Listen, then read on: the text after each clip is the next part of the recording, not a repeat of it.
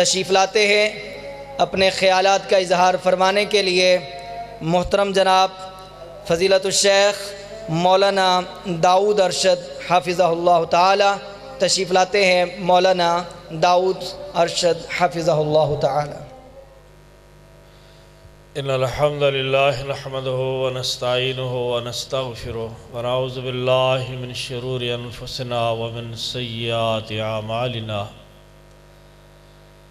اما بعد فاعوذ باللہ السمیع العلیم من الشیطان الرجیم، بسم اللہ الرحمن الرحیم۔ هل ادلکم علی تجارۃ تنجیکم من عذاب علیم تؤمنون باللہ ورسولہ وتجاہدوا فی سبیل اللہ۔ حضرات گرامی، اللہ وحدہ لا شریک دی حمد و ثناء اور رسول اکرم صلی اللہ علیہ وآلہ وسلم دی ذات اقدس تے درود و سلام تو بعد میں دعا گو ہاں کہ اللہ تعالی ہمارا یہاں آنا قبول فرمائے اور ہمارے لیے ذریعہ نجات اور توشہ آخرت بنائے۔ تمام مجلس پہ اللہ اپنی کروڑوں رحمت نازل فرمائے۔ اس مدرسے کے بانی حضرت مولانا علی محمد سعیدی رحمہ اللہ کی قبر پہ اپنی رحمت نازل برسائے، اور برخوردار مسعود صاحب کے والد گرامی ڈاکٹر حافظ عبدالرشید اظہر رحمہ اللہ کو اللہ معاف فرما دے۔ حضرات، ختم نبوت کا ایک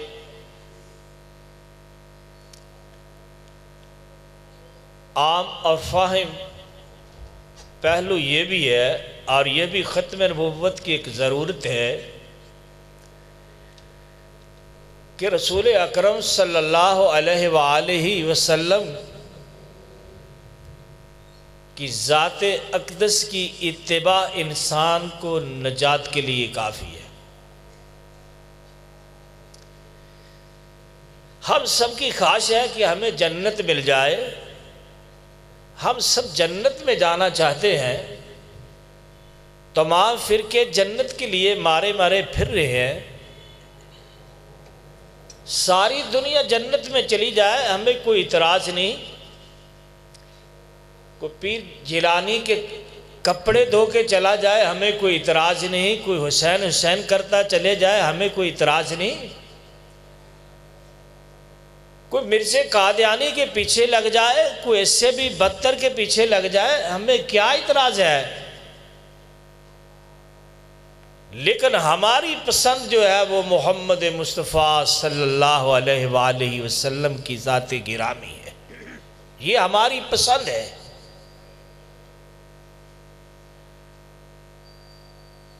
یہ اپنا اپنا انتخاب ہے، اپنی اپنی نظر ہے، اپنی اپنی دید ہے، اور ہمارا یہ دعویٰ ہے کہ جو محمد مصطفیٰ صلی اللہ علیہ وآلہ وسلم کے دامن کو تھام لے، آپ کے اسوہ کو اپنا لے، آپ کے نقشہ قدم پہ چلے، اس کو کسی چیز کی ضرورت نہیں رہتی۔ آپ کی تعلیم محفوظ ہے اور قیامت تک محفوظ رہے گی۔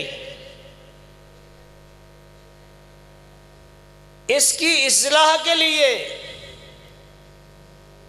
کسی شخص کی ضرورت نہیں ہے۔ دین کی تجدید اور چیز ہے، قرآن و سنت کی اصلاح کی ہمیں کوئی ضرورت نہیں ہے۔ اب ہمیں مکہ و مدینہ کی بجائے قادیاں جانے کی ضرورت نہیں ہے۔ ہمیں عشر و زکوٰۃ کی بجائے 10واں حصہ انکم ٹیکس دینا، یہ ہم پہ لاگو نہیں ہے۔ ہم اپنی جائیداد کا تیسرا حصہ وقف کر کے موسیقی لانے کے لیے تیار نہیں ہے۔ ہم محمد رسول اللہ صلی اللہ علیہ وسلم کے پیچھے چلے ہیں، ہمیں کسی مرزے، کسی مغل، کسی مصری کے بیٹے کی ضرورت نہیں ہے۔ اللہ کہتے ہیں هل ادلکم علی تجارۃ تنجیکم من عذاب علیم، لوگو کیا میں آپ کو بتا نہ دوں جو تمہارے تمام دکھوں کا حل ہو؟ ایسی تجارت نہ بتا دوں تنجیکم من عذاب علیم، جو تمہیں عذاب علیم سے نجات دے دے۔ میرے بھائیو، اللہ کے رسول صلی اللہ علیہ وآلہ وسلم کو ہم چھوڑ کے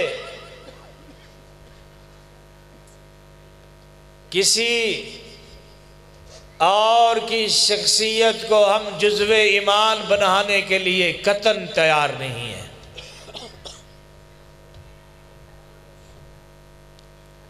ہمارا عقیدہ، ہمارا نظریہ یہ ہے کہ یہ منصب فقط محمد رسول اللہ صلی اللہ علیہ وآلہ وسلم کو حاصل ہے۔ ہم نہیں مانتے مرزے کو، ہم نہیں مانتے اس کی نسل کو۔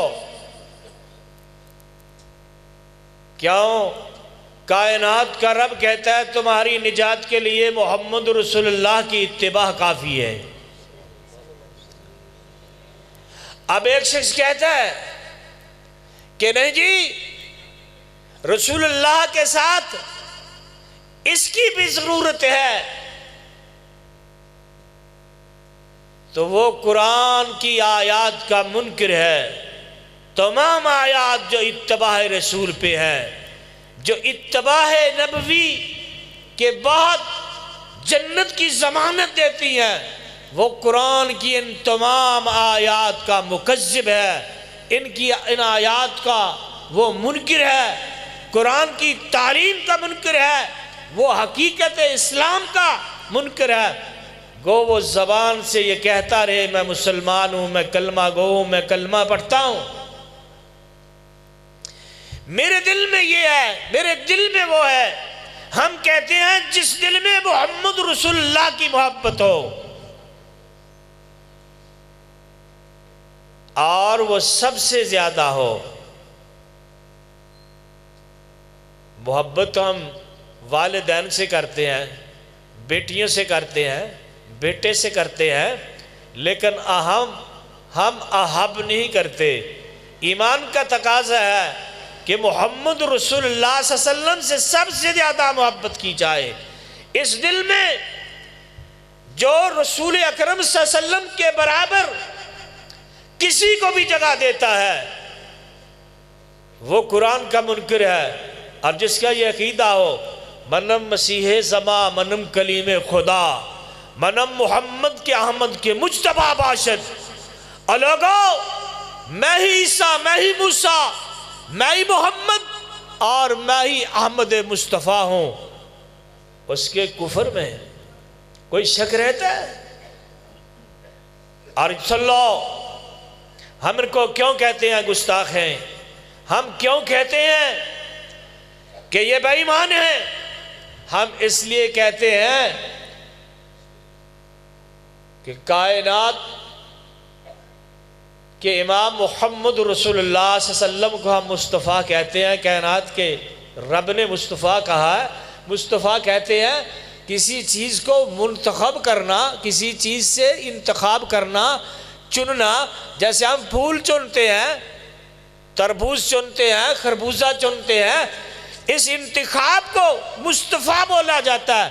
کائنات کے رب نے پوری دنیا سے محمد رسول اللہ کو منتخب کیا ہے، جیسا کہ حدیث ہے، اس لیے آپ کو مصطفیٰ کہتے ہیں۔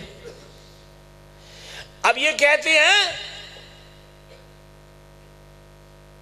وہ بنو قریش کا بیٹا، وہ آمنہ کا بیٹا، وہ عبداللہ کا بیٹا، جو محمد مصطفیٰ صلی اللہ علیہ وسلم کے نام میں گرامی سے مکہ مکرمہ میں پیدا ہوئے، ان کا دوسرا روپ جو ہے وہ چراغ بی بی غلام مرتضیٰ کے گھر میں پیدا ہوا. استغفر اللہ، نعوذ باللہ. یہ کہتے ہیں یہ محمد رسول اللہ صلی اللہ علیہ وسلم کا دوسرا روپ ہے، دوسرا جنم ہے. یہ محمد رسول اللہ مرزا غلام احمد قادیانی کے روپ میں دنیا میں دوبارہ تشریف لائے ہیں. اس سے بڑا کفر کیا ہے؟ یہ خالص ہندوانہ عقیدہ ہے، یہ خالص ہندوانہ نقطہ نظر ہے، اس کا اسلام کے ساتھ کوئی تعلق نہیں ہے. عزیزان گرامی، ہم جیسے محمد رسول اللہ صلی اللہ علیہ وسلم کو خاتم النبیین سمجھتے ہیں، اسی طرح جس طرح ہم پوری دنیا سے افضل سمجھتے ہیں، جو جو رتبہ اور مقام ہم رسول اکرم صلی اللہ علیہ وسلم کو دیتے ہیں، مرزائی اسے خبتی کو دیتے ہیں، اسی مراقی کو دیتے ہیں. جو شراب پیتا تھا، افیون کھاتا تھا، جو لڑکیوں کے ساتھ عشق بازی کرتا تھا، اس شخص کو دیتے ہیں.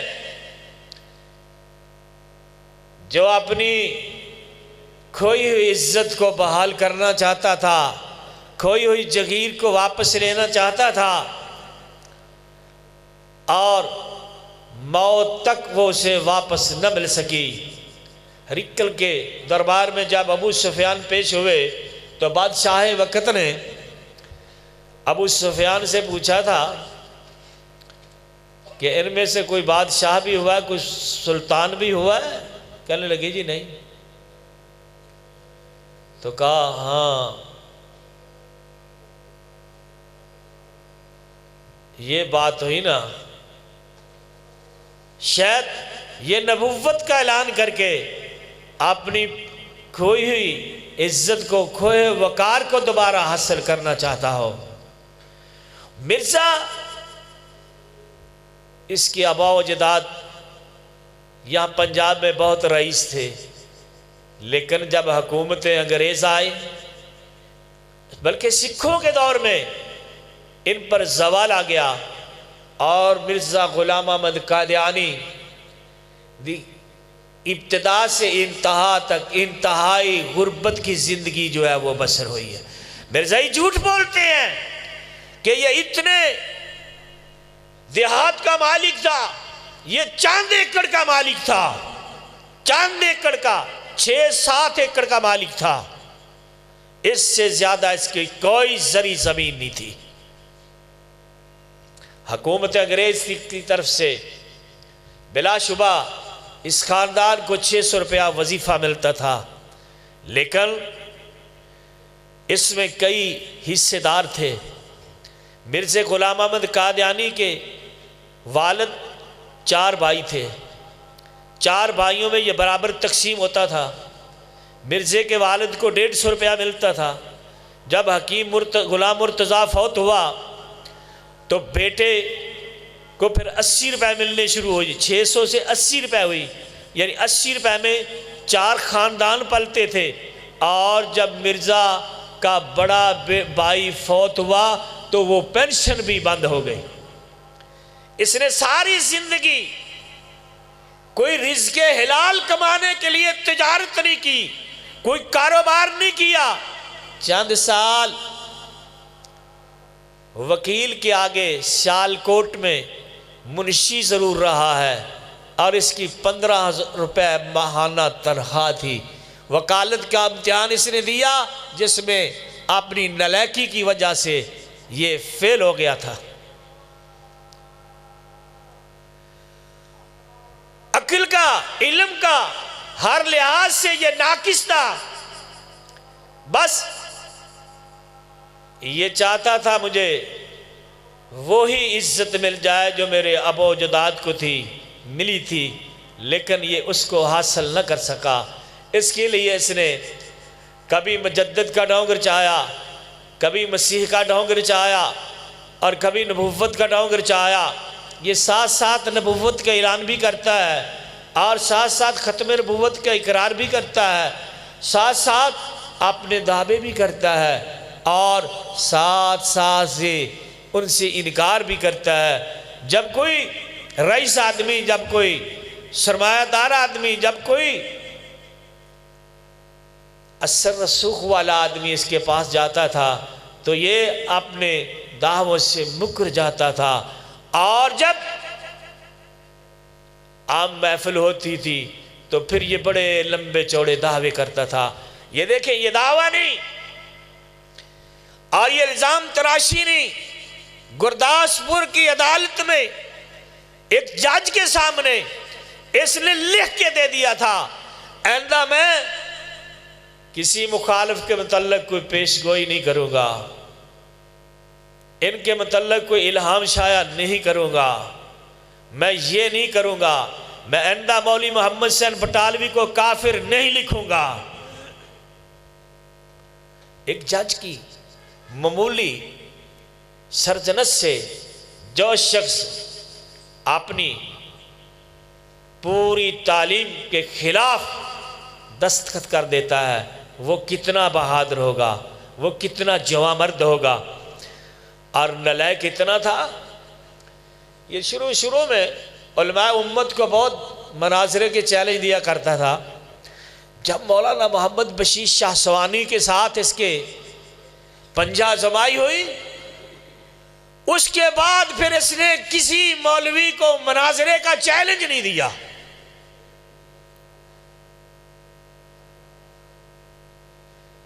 اور اگر دیا بھی ہے تو کہا ادھر آ جاؤ، ادھر آ جاؤ، قادیاں میں آ جاؤ۔ مولانا ثناء اللہ امرتسری رحمہ اللہ کو بھی، اب قادیان جو تھا یہ بٹالہ ریلوے اسٹیشن سے 11 میل پیدل سفر تھا۔ اس کا مطلب تھا کون ادھر آئے گا، کون مجھے پوچھے گا۔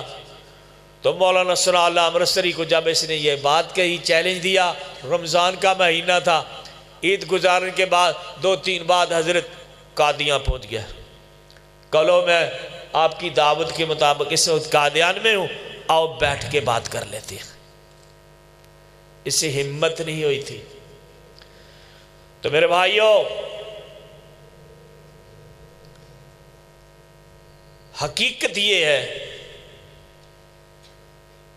یہ قادیانی جو ہے یہ کوئی مذہب نہیں، کوئی ملت نہیں، کوئی فرقہ نہیں، کوئی عقیدہ نہیں، کوئی نظریہ نہیں، یہ عیسائیوں کی، یہودیوں کی، ہندوؤں کی، یونانیوں کی بہت ساری تعلیمات کا ایک خلاصہ ہے۔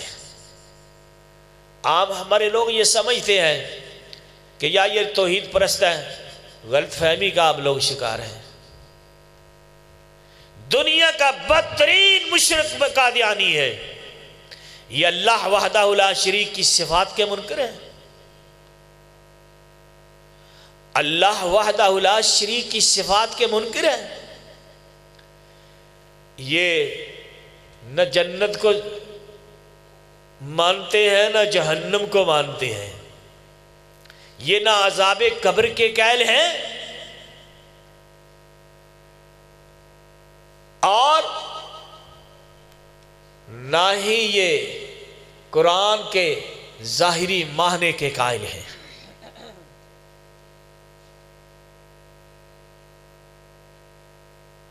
جہاں جہاں ان کو دیکھتے جاؤ گے ان کے کفر نمایاں ہوتے جائیں گے۔ علماء امت نے، تمام فرقے والوں، مذہب و ملت والوں نے، فرقوں والوں نے، دیوبندی، اہل حدیث، شیعہ، سب نے ان کے خلاف مقدور بر لٹریچر لکھا ہے اور سب نے اچھی اچھی کتابیں جو ہے لکھی ہیں، لیکن ان کے مقدر میں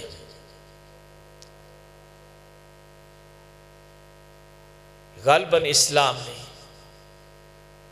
عزیزان گرامی، پیٹ کی گھڑی جو ہے یہ بہت پابند ہے. جو قادیانی خالص کٹر قادیانی جو آباء و اجداد سے قادیانی چلے آ رہے تھے، جس گاؤں میں 100% آبادی آج سے 50 سال پہلے قادیانی تھی، آج اس گاؤں میں 25-30% قادیانی رہ گئے ہیں. 60-70% لوگ جو ہے وہ مسلمان ہو چکے ہیں. یورپ والوں نے سوچا، ان کے پیدا کرنے والوں نے سوچا کہ یار یہ تو فرقہ ختم نہیں ہونا چاہیے. انہوں نے سیاسی پناہ دینی شروع کر دی. اب یہ جتنے قادیانی ہیں یہ اپنے بچوں کو یورپ امریکہ بہت سیٹ کر رہے ہیں، اور اسی وجہ سے قادیانیت کی گرتی ہوئی شاخ جو ہے وہ سنبھل گئی ہے. مجھے خود ایک قادیانی نے بتایا تھا کہ میں ان کو غلط سمجھتا ہوں لیکن کیا کروں، کینیڈا میں بچہ میرا سیٹ ہونا ہے، اس کے کاغذات بن گئے ہیں، میرا بیٹا کینیڈا جا رہا ہے، اگر میں مسلمان ہو گیا تو یہ ربوہ سے لکھ کے نہیں بھیجیں گے یہ احمدی ہے، اسے نیشنلٹی نہیں ملے گی، اسے گرین کارڈ کینیڈا کا نہیں ملے گا. بات تو آپ کی ٹھیک ہے مولوی صاحب، لیکن ہم کیا کریں، غربت ہے، ہم نے جہان میں بھی رہنا ہے، ہم کیا کریں، کدھر جائیں، پیٹ کہاں سے ہم پالیں. آپ بتائیں اس بات کا قرآن و حدیث کے ساتھ کیا تعلق ہے. میری واعظ و نصیحت، حافظ مسعود صاحب کے یہ سیمینار، یہ علماء کی محنتیں، یہ علماء کے واعظ، یہ علماء کی قرآن کی آیات پڑھ پڑھ کے سنانا، یہ حدیث پڑھ پڑھ کے سنانا، یہ اجماع امت بتانا، اس میں عقلی اور نقلی دلائل کا ذکر کرنا. اب یہ بتائیں اس شخص کو کوئی سمجھ آئے گی کہ یہ قرآن پڑھ رہا ہے، یہ حدیث بیان کر رہا ہے، یہ امت کا اجماع بیان کر رہا ہے، ساری دنیا ہمارے خلاف ہو گئی ہے. کیوں خلاف ہو گئی ہے؟ وہ کہے گا چھوڑو ان مولویوں کو، ہمارا تو پیٹ پلتا ہے اس سے، اس کا علاج ہمارے پاس کوئی نہیں. دعا اللہ عمل اور سمجھ کی توفیق دے، اللہ ان کو ہدایت عطا فرمائے. وآخر دعوانا ان الحمدللہ رب العالمین.